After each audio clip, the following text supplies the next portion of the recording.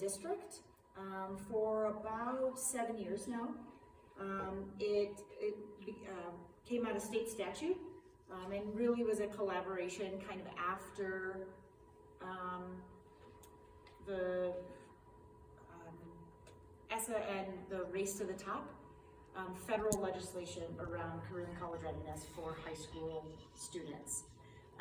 And so some movement at the federal level during the Obama presidency, and then to the state level, and then to the district level. So our school board adopted graduation guidelines about 7 years ago, and we've had a few board revisions to that policy, and we'll be going to the board again for a slight revision here in the near future.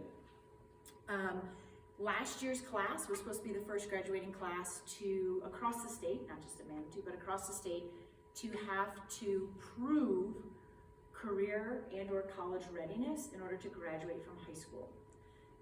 Because of COVID, a few organizations, to include PEPRSAC, which is the Pikes Peak Area Assistant Superintendents, and CASE, the Colorado Association of School Executives, and the Colorado Superintendents, the Rural Alliance, got together and petitioned to have it waived for last year's seniors, the class of 2021, due to COVID. And so this year now will be the first class. So we actually started preparing when last year's seniors were in the 7th grade.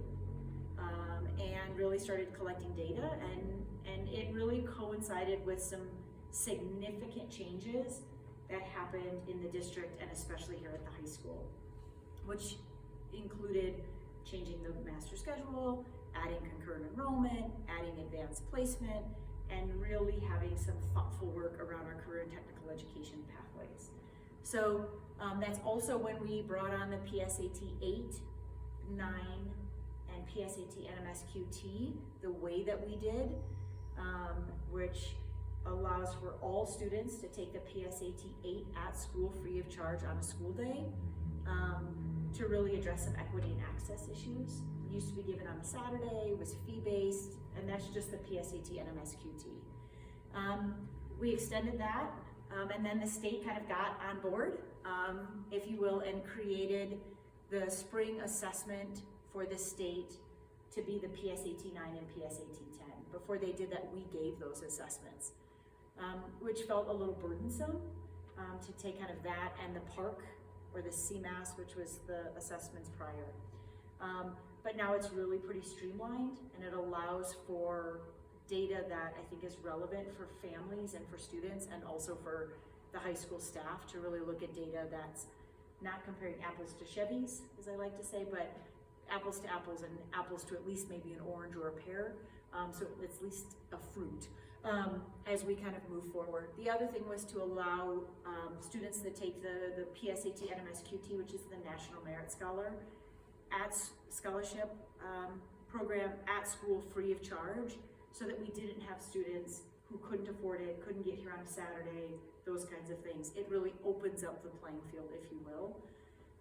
That doesn't mean that we have a large percentage of students who qualify as a national merit, but it gives them the opportunity to qualify, and no matter what, it's another opportunity for kids to practice a test. And we know that the more times you take that test, or a test like it, the better you do, because it's one, not as scary, and two, we know that College Board writes questions in a certain way, in which to purposefully try to separate students, even if it's by a hair, when we talk about scores. Susan. Just a really minor thing, but I think that as a district, we need to have every single math teacher say, bring a calculator to the PSATs, because my daughter said there were maybe 6 in her classroom, and she didn't bring hers either, and ... So I know that grades skew down. Yeah. I know that a lot of that there were many announcements made for students to bring number 2 non-mechanical pencils with sturdy erasers and calculators. I will tell you, it's a college readiness assessment, and part of that is some self-responsibility as students get older. We do have a box of some of those, but we certainly don't have enough for every student. So I do know those announcements were made as well. So just some quick background of kind of how we got here. Education is a political thing. It's more political maybe now than it has been, but it's a political thing. So by 2020, 74% of all jobs in Colorado will require some education beyond high school. So we got into this mode. Good morning, Mary. Good morning, Mary. Good evening, Mary. It's very seven here too long. I've been in education a long time, and so we have had a situation where, oh, sorry, Mary, we're videotaping. That's what Jess was trying to say. Oh, this thing. You're good. Oh, you're I good. didn't want to shoot your head. No? Yeah, I guess that's the wrong way. You didn't want to film your head. Sorry. So I've been in long enough to watch the pendulum, and especially having grown up in the industrial Midwest where there was a significant vocational education presence and options, to everyone is going to college, to now, hey, let's have some thoughtful conversations about that. And what we lost in the everybody is going to college is really what we mean by that and defining it and naming it. So what it's important to say is not every student is going to go to CU Boulder, but every student needs to have post-secondary or after high school training and education. And that's really the distinction and the conversation we have. So when we talk in our school about career and college readiness, it means that kids have to have the reading, writing, communicating, and mathematics skills to engage in that post-secondary education and training. Whether that's CU Boulder or that's a welding certification program at Pike's Community College. Because there are requirements for both in reading, writing, communicating, and mathematics. So really being thoughtful about those conversations and the language that we use when we talk to students. When we say college isn't for everybody, what do we really mean by that? And how can we better phrase that in our messaging? Colorado ranks third in the nation for jobs requiring a bachelor's degree. This is a highly, highly educated state. And the vast majority of the jobs in our state require at least a bachelor's degree. And that is becoming more prevalent, not less. So again, being very thoughtful about what are the jobs in our economy and what do those look like? And what is the future? What are the jobs that are growing? And really having an understanding of that. In the state of Colorado, the #1 industry is healthcare. And we have to be really careful that people know that's not just doctors and nurses, right? That's a huge, huge range. The second is computer science with an emphasis in cybersecurity. In the Pikes Peak region, it's flipped. #1 is computer science and #2 is healthcare. So those are, that doesn't mean that every student needs to go into one of those two fields, but it's important for students and for us as educators to understand what that economic landscape really looks like. Currently, 76.9% of Colorado students graduate from high school. We have a relatively high graduation rate when we look at the whole state, the whole country. Colorado has a significantly higher graduation rate than many states, including many that border us. Okay, so that's significant. That's much lower than Manitou's graduation rate, and that might be shocking to some folks to be like, Colleen, that's considered high? But it is considered high. We also have a pretty significant what we call data pipeline in what we report to the state. We have a higher reporting and data reporting requirements than some other states in the nation do. Just to let you know, we were at 96% last year. The students who drop out cost Colorado a lifetime loss of $3.8 billion in wages. There is a significant, not only social impact, which we know of, but there's also a financial impact to the state, and we absolutely know that that social and financial impact are also linked together. Okay. So for Manitou, we have a couple of things. One, we have a local control component. So credits are Carnegie units. This we're all familiar with. We understand the credit part. We grew up in a credit, kind of high school credits.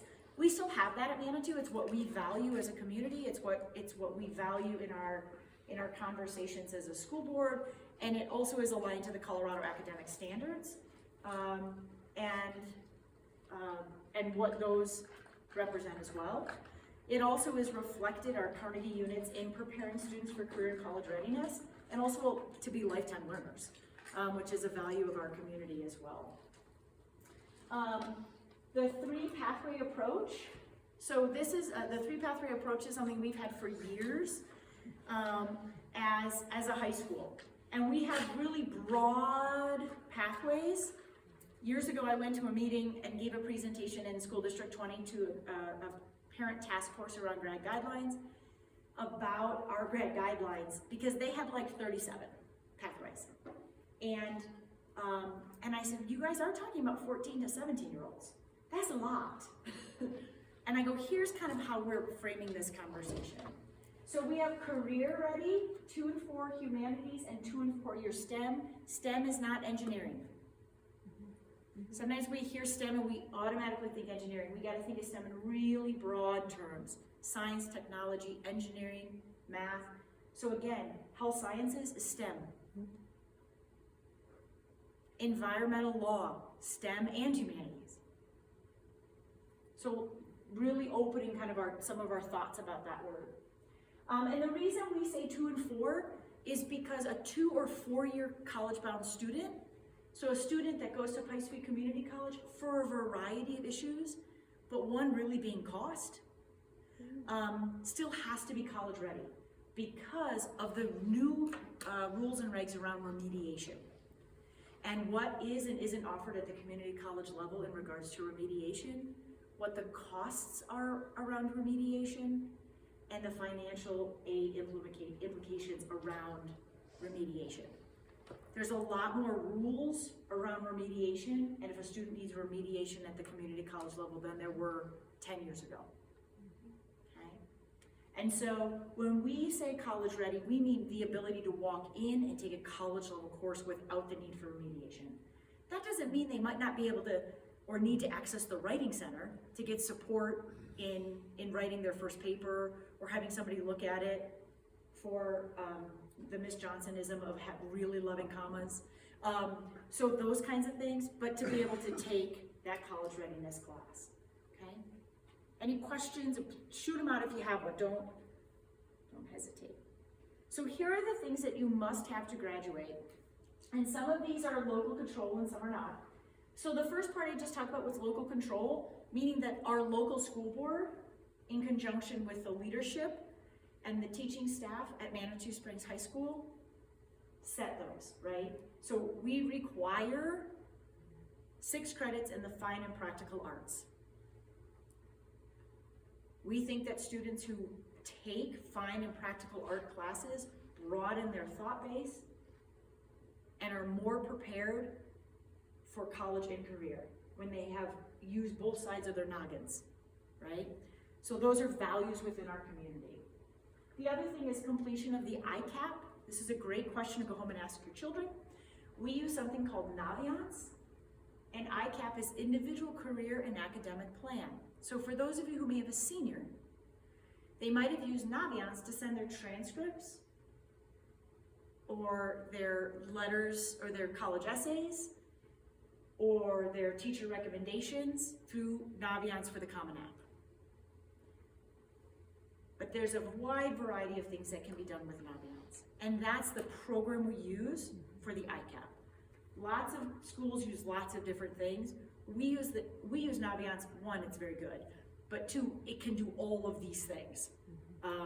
And that's very helpful. So that kids don't have to try to memorize 10 different systems for 10 different things. Okay? Proficiency of 21st century skills.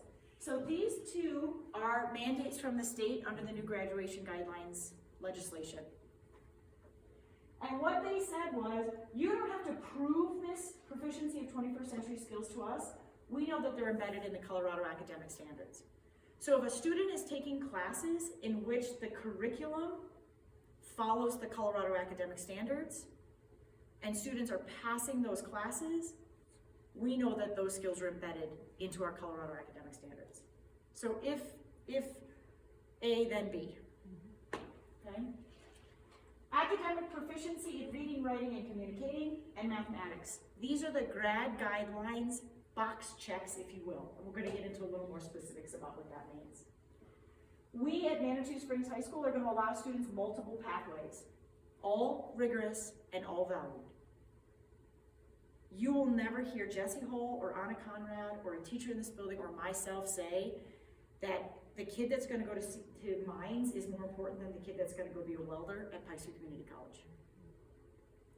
We don't believe that in our core, and we're going to honor the kids regardless of what that pathway is. These graduation guidelines include all students on an IEP, all students receiving special education services, and all students on a CLDE plan, a culturally and linguistically diverse education plan, formerly known as English language learners. So kids are not exempt in any way. All means all. All students will show proficiency in career and college ready. Is that going to look different for some students? Absolutely. But all of our students are going to show career and college readiness, which takes a lot of thoughtful planning. So here's an example pathway. So let's say you are a child that comes into high school and you are really thinking, I am loving Mr. Borkowski's career construction Colorado class. I'm participating in the home build, and I am going to graduate from high school and I want to work in construction. And maybe I'll go to Pike Street Community College and maybe I'll take a few classes afterwards. That's kind of my plan. That's what I'm thinking, right? And so your freshman year, you may take pre-algebra for math. You may take Algebra 1 or Algebra 1 Extended. You may need some more supports around mathematics. If you're a 2-year or 4-year humanities student or a 2 or 4-year STEM student, your path may look really similar in the beginning and then might start to diverge, okay? You might say, listen, I really would like to be a child psychologist. It's really important that I take AP Stats. It's maybe not as important that I take Calc 2, right?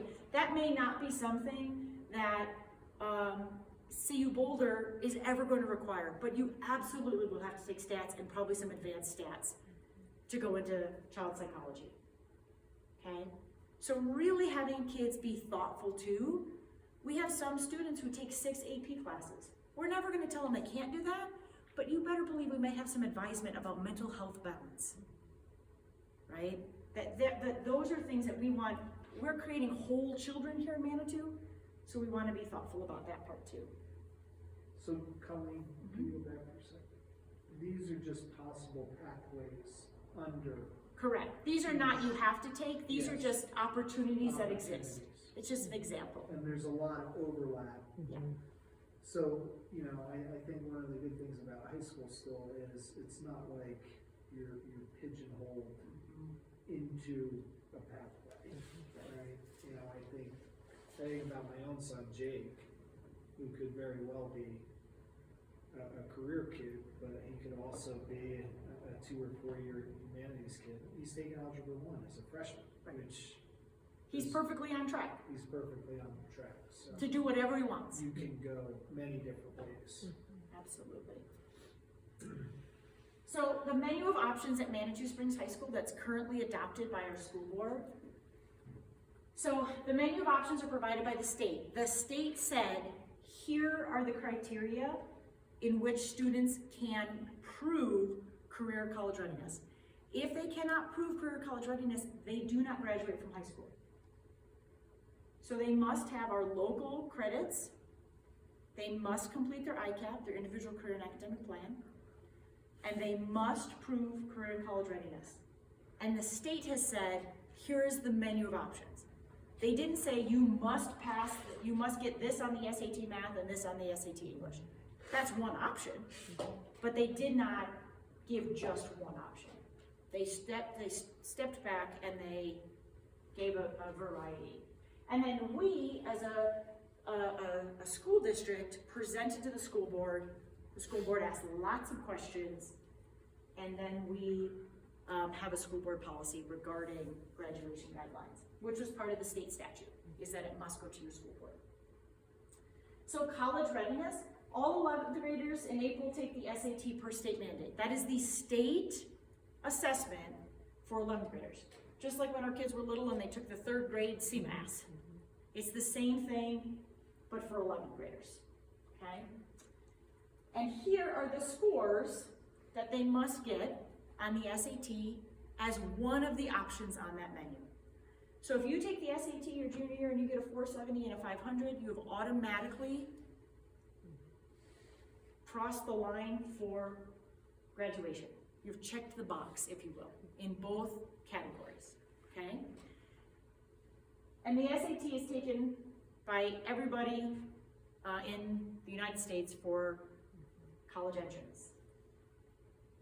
So you say, Colleen, that's great. One, where we sit right now. So about 73 to 75% of our kids hit the college readiness benchmark in evidence-based reading and writing on the 11th grade SAT. About 50 to 60, depends on the year, % of our kids hit the college readiness benchmark in math on the SAT, which is about 10 percentage points above the state average. Okay? So we have about 50 to 55% of our kids just on that check the box for grad guidelines. There are many districts in the state, let alone the Pikes Peak region, that would give their eye teeth to have those percentages, okay? Manitou Springs High School is absolutely one of the top ranked high schools in the region when we look at SAT scores. But that's not the only thing that we provide to students for this, to show career and college readiness. So when I said earlier that we value all pathways, one of the other things we do that's on the menu of options is we give the ACT Work Keys, which is a nationally normed and recognized career readiness assessment. And it is 3 separate tests. We give it to sophomores in the spring of their sophomore year, in April of their sophomore year. So my kids will take this in April, all 10th graders will. And it is an opportunity for them to, 1, earn a career readiness certificate from ACT, and also check the box for grad guidelines. So they can add this to their resume, that they scored X on the ACT Career Readiness Assessment. They can add it to scholarship applications. They can add it to all of those things, and it checks the box for grad guidelines.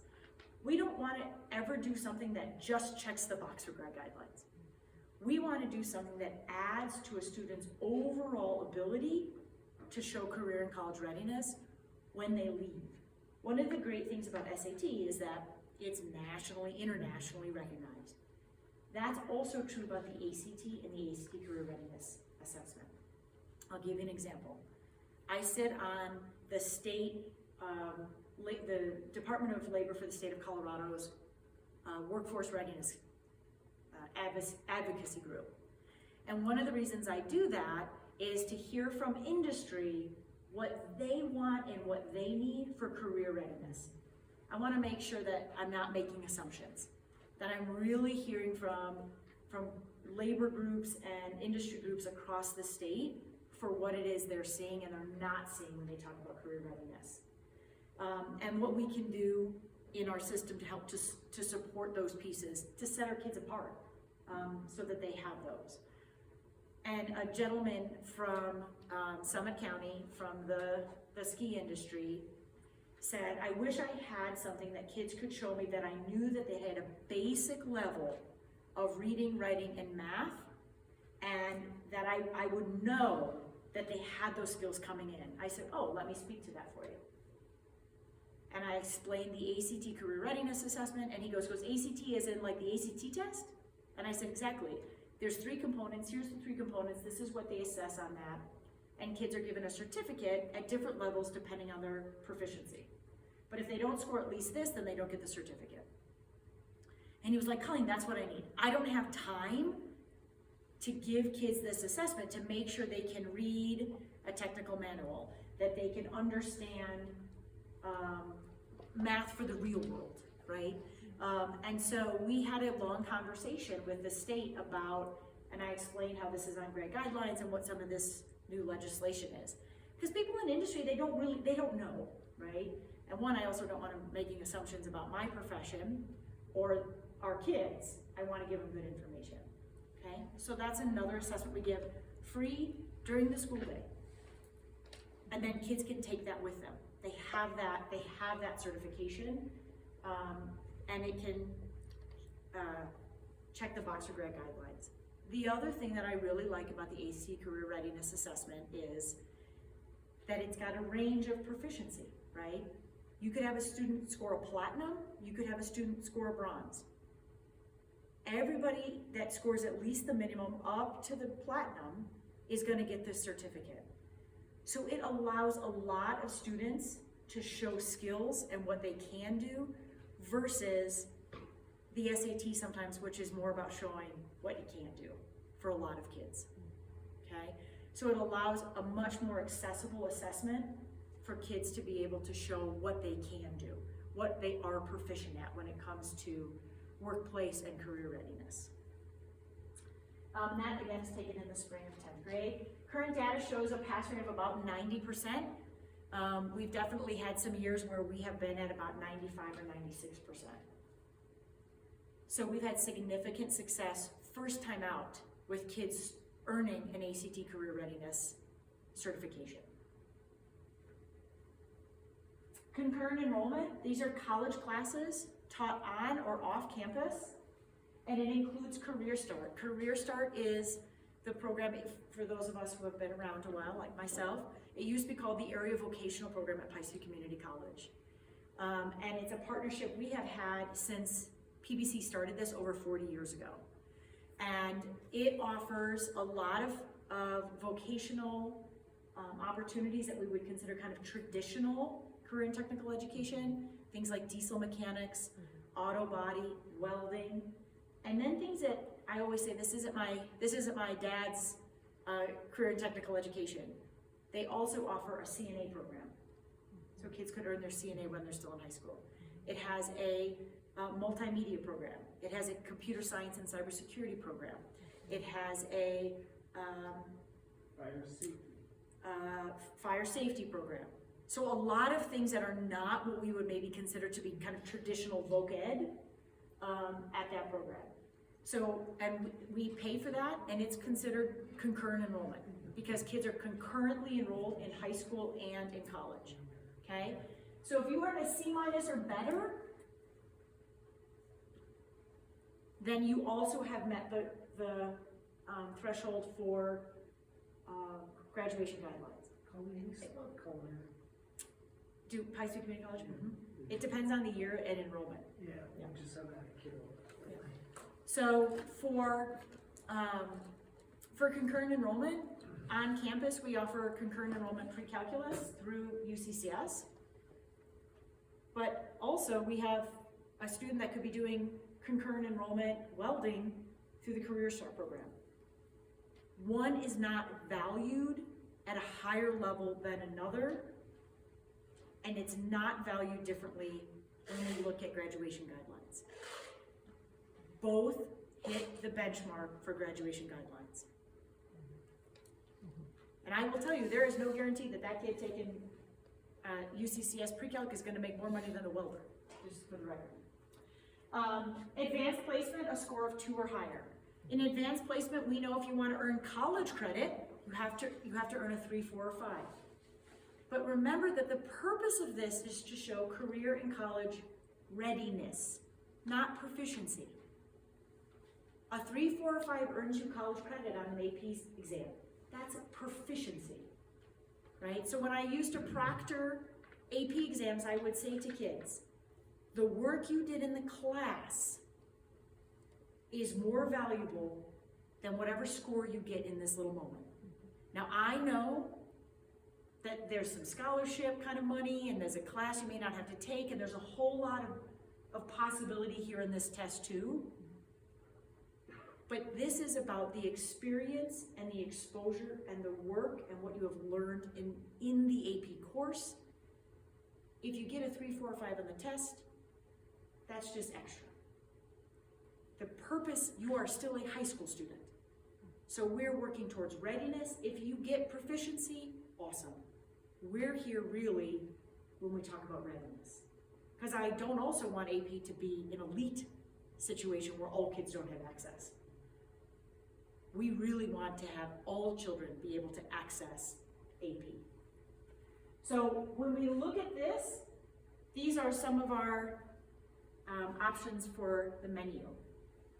We also, over the course of the last 8 years or so, have built a significant career and technical education program.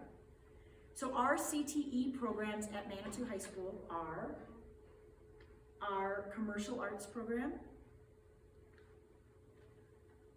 our Careers in Construction Colorado program, our computer science program, our health sciences program,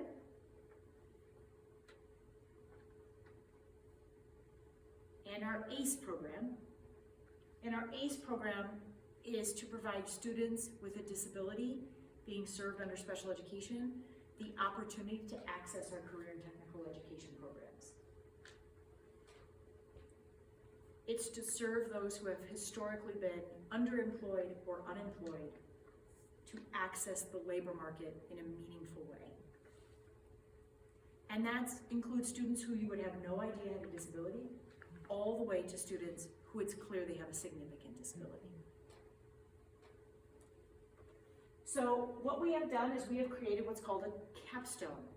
And at the end, so in 12th grade, at the end of every CTE program, students have the opportunity to do a work-based learning internship within that pathway.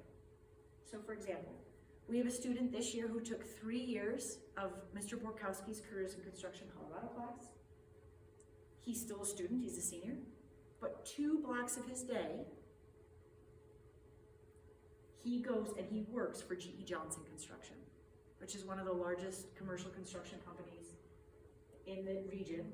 They build switchbacks in the Olympic Museum, and they're building this giant project in downtown Colorado Springs right now. They built the Summit House on Pikes Peak. So he goes every day and has an internship every day with GE Johnson. He is part of the crew that is doing construction management in the build that's happening downtown Colorado Springs for GE Johnson. He's a senior in high school. So, and he has always said, Ms. Johnson, I'm not going to college, and now is like, hey, did you know that they have a construction management program at CSU Fort Collins? I'm going to go to PPCC first, but then I think I want to go finish my degree there. Because his mind has been opened with possibility through some opportunity he's had. So those are our opportunities for students to earn their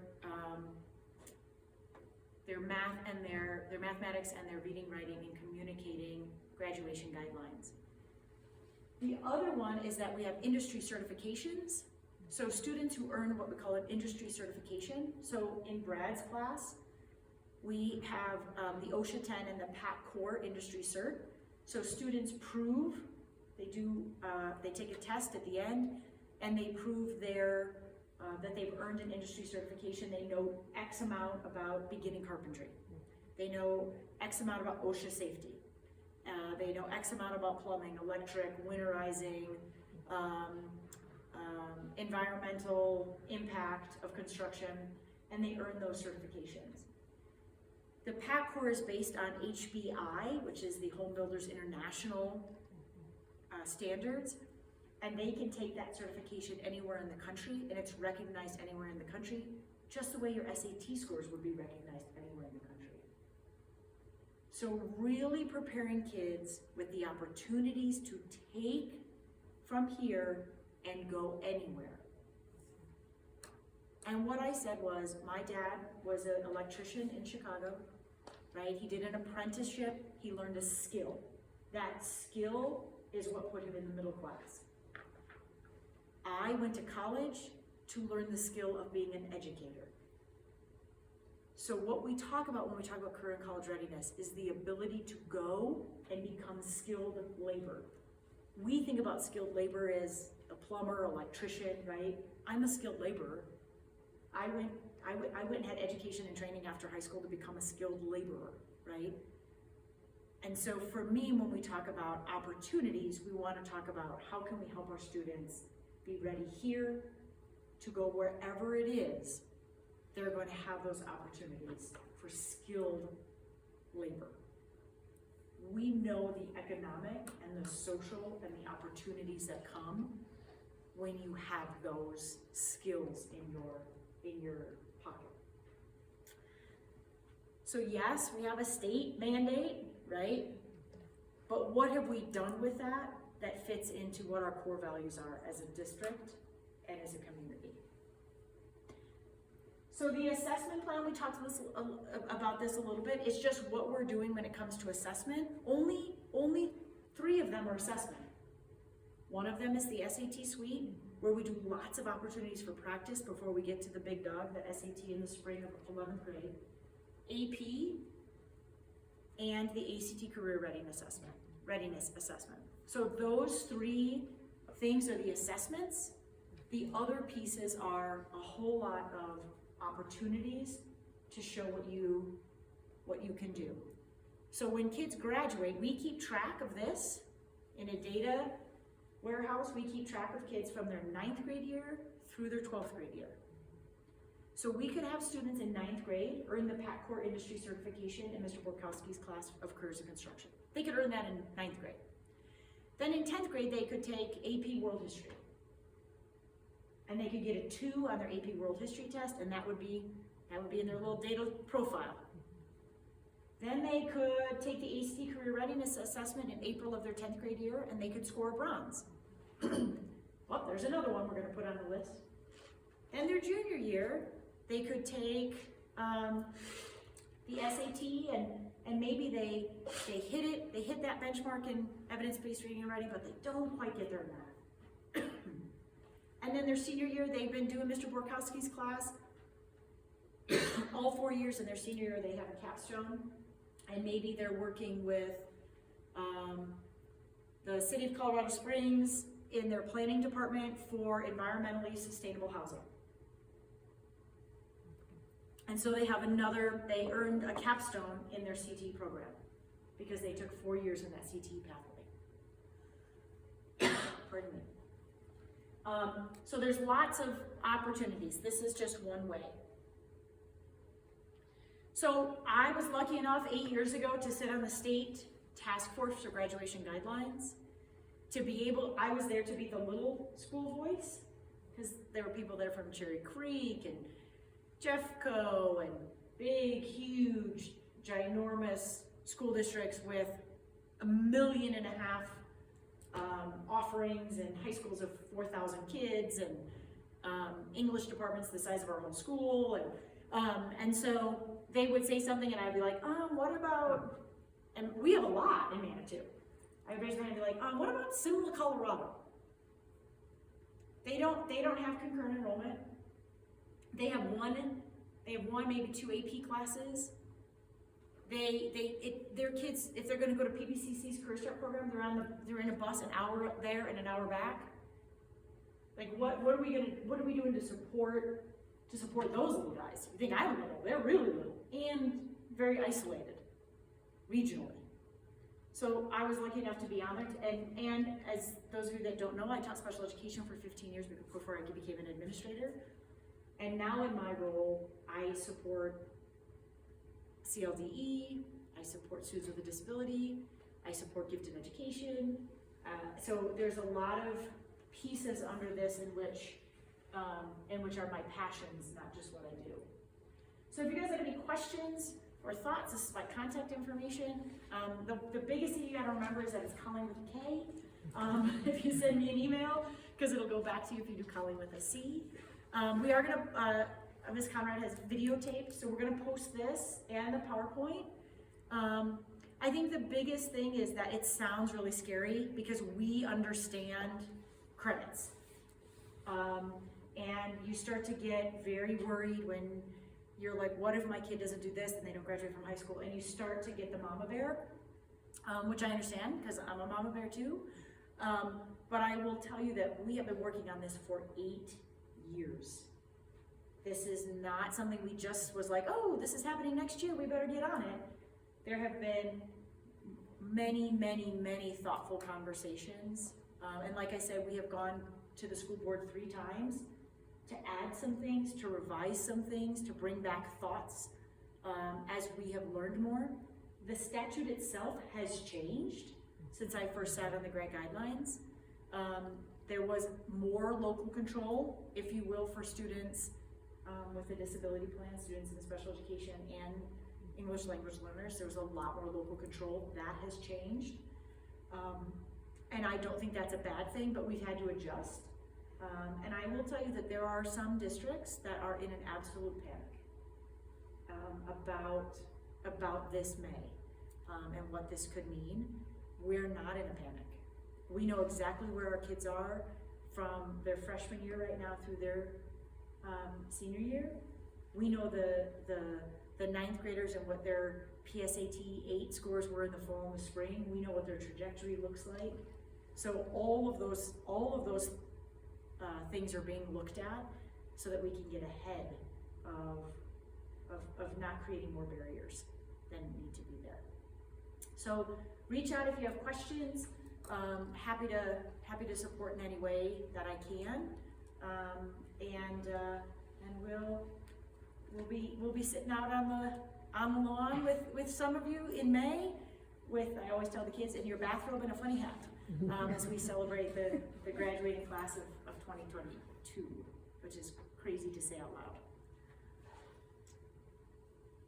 Thanks, Colleen. You bet. Are there any questions for Colleen? Let me see. Joy's like, oh, I gotta No, You know, initially when you look at